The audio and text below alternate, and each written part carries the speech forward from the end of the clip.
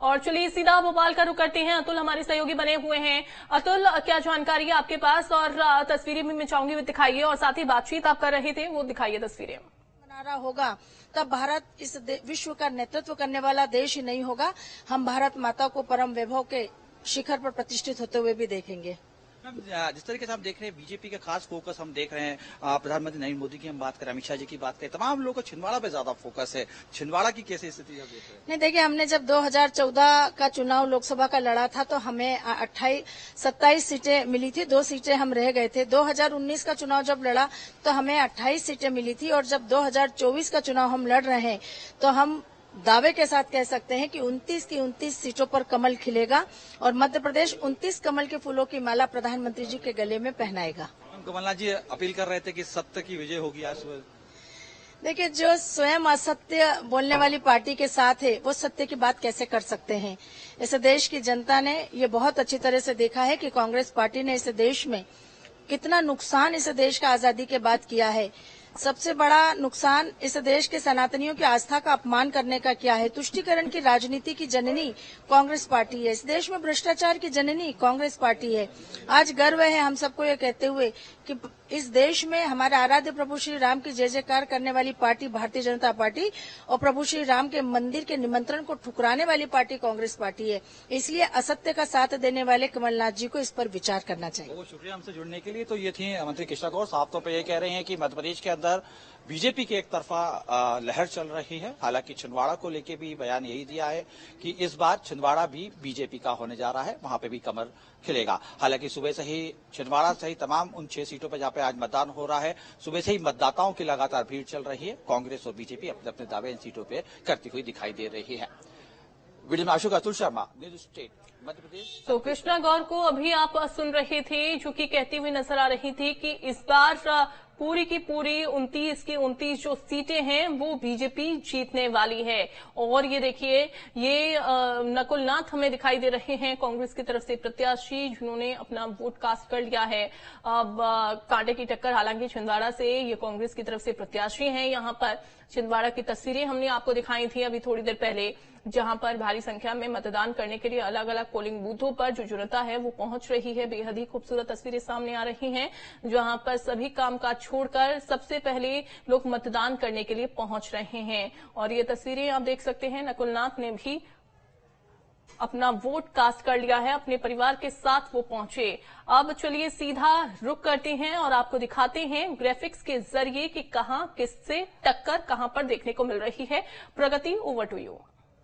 शुक्रिया अंजलि, आपका सियासी समीकरण तो समझाएंगे ही, साथ ही कहां किसके बीच टक्कर ये भी बताते हैं। सबसे पहले बस्तर सीट की बात कर लेते हैं। बस्तर सीट की बात करें तो देखिए, यहां पर भारतीय जनता पार्टी से महेश कश्यप मैदान में ताल ठोक रही हैं, तो कांग्रेस की तरफ से कवासी लखमा है, जिनको आप तस्वीरों में भी देख रहे थे, वोट कास्ट कर चुके हैं। वो महेश कश्यप की तस्वीरें हमने आपको दिखाई, महादेव की पूजा अर्चना की, उसके बाद मतदान केंद्र पहुंचे वो। इसके बाद सीधी की बात करते हैं, मध्य प्रदेश की सीधी सीट की बात करें, विंध्य की ये सीट है जहां सीधी पर बीजेपी से राजेश मिश्रा मैदान में है, तो वहीं कांग्रेस ने कमलेश्वर पटेल पर भरोसा जताया। बीजेपी से आप देख रहे हैं जहां पर राजेश मिश्रा मैदान में है, तो कांग्रेस से कमलेश्वर पटेल मैदान में ताल ठोकते हुए दिखाई दे रहे हैं। चलिए शहडोल की बात कर रहे हैं। शहडोल की अगर बात करें तो यह भी विंध्य की सीट है, जहां से बीजेपी की तरफ से हिमाद्री पटेल मैदान में है, और कांग्रेस की बात करें तो फूंदेलाल मार्को हैं, जिन्हें टिकट दिया है कांग्रेस ने, उन पर भरोसा जताया और वो मैदान में ताल ठोकते दिखाई दे रहे हैं। चलिए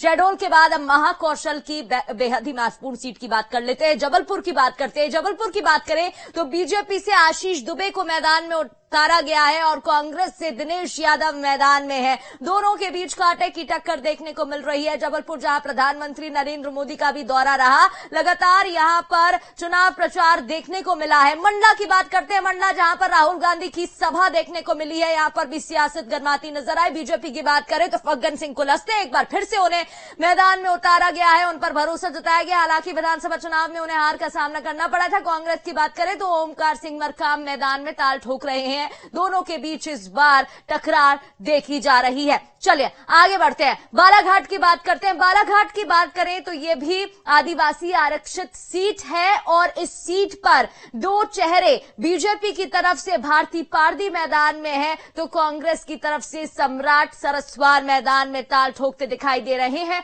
दोनों के बीच में टक्कर है इस बार भारती पारदी भारतीय जनता पार्टी की तरफ से है। चलिए अब बेहद ही हाई प्रोफाइल सीट का भी जिक्र कर लेते हैं, समझ गए होंगे आप। छिंदवाड़ा की बात करते हैं। छिंदवाड़ा जहां से विवेक बंटी साहू भारतीय जनता पार्टी की तरफ से मैदान में है तो कांग्रेस से नकुलनाथ, दोनों ने ही वोट कास्ट कर लिया है। वो तस्वीरें भी हम आपको दिखा रहे थे, बातचीत करते भी दिखाई दिए। कॉन्फिडेंस साफ तौर पर दोनों के ही चेहरों पर नजर आया, कॉन्फिडेंट है बेहद ही। और यहां पर कांटे की टक्कर है। छिंदवाड़ा वो सीट जो कांग्रेस के खाते में है, लेकिन इस बार नेक टू नेक फाइट है और दोनों के बीच में कड़ा मुकाबला देखने को मिल रहा है। कांग्रेस से जहां नकुलनाथ मैदान में है तो वहीं बीजेपी से विवेक बंटी साहू मैदान में नजर आ रहे हैं। चलिए आगे बढ़ते हुए अब आपको पहले चरण की 7 सीटों के समीकरण बताते हैं। 7 सीटें यानी कि 1 सीट बस्तर छत्तीसगढ़ की और 6 सीटें मध्य प्रदेश की। सबसे पहले बस्तर सीट की बात करते हैं। Bastar seat Lok Sabha seat ST के लिए रिजर्व है, आदिवासी आरक्षित ये सीट है, आदिवासी बाहुल्य क्षेत्र है। 2019 की बात करें, दीपक बैच की यहां से जीत हुई थी। बीजेपी से महेश कश्यप मैदान में है तो कांग्रेस से कवासी लखमा मैदान में ताल ठोकते दिखाई दे रहे हैं। 2019 में कांग्रेस की दीपक बैच की यहां से जीत हुई थी। 8 में से 5 पर बीजेपी की जीत और 3 पर कांग्रेस का। बस कुल वोटर्स यहां पर करीब 13,31,127 है। महिला वोटर्स की संख्या की बात करें तो 7 लाख महिला वोटर्स की संख्या यहां पर है। कांग्रेस कवासी लखमा मैदान में है। इसके अलावा कुल वोटर्स की अगर आपको जानकारी दें तो यहां पर देखिए कई मतदान के लिए भी लोग पहुंच रहे हैं। कुल 7 लाख संख्या यहां पर बताई जा रही है। मतदान करने के लिए सभी वोटर्स आ रहे हैं। 2019 की बात करें तो दीपक बैच की यहां से जीत हुई थी और सत्ता के लिए जीत की चाबी के तौर पर भी बस्तर को देखा जाता है। चलिए अब बात सीधी की करते हैं। सीधी वो सीट जहां से भारतीय जनता पार्टी की तरफ से राजेश मिश्रा मैदान में है तो कांग्रेस की बात करें तो कमलेश्वर पटेल प्रत्याशी हैं। पूर्व मंत्री रह चुके हैं कमलेश्वर पटेल। ग्राफिक्स के जरिए आपको जानकारी दे रहे हैं। 2009 में बीजेपी में शामिल हुए थे राजेश मिश्रा। रीति पाठक के विधायक बनने के बाद उन्हें टिकट दिया गया है। पूर्व मंत्री भी रह चुके हैं कमलेश्वर पटेल। कमलेश्वर पटेल की अगर बात करें तो कांग्रेस से मैदान में ताल ठोकते दिखाई दे रहे हैं। 2007 में कांग्रेस आखिरी बार जीती थी और उसके बाद से बीजेपी का कब्जा। सीट पर ब्राह्मण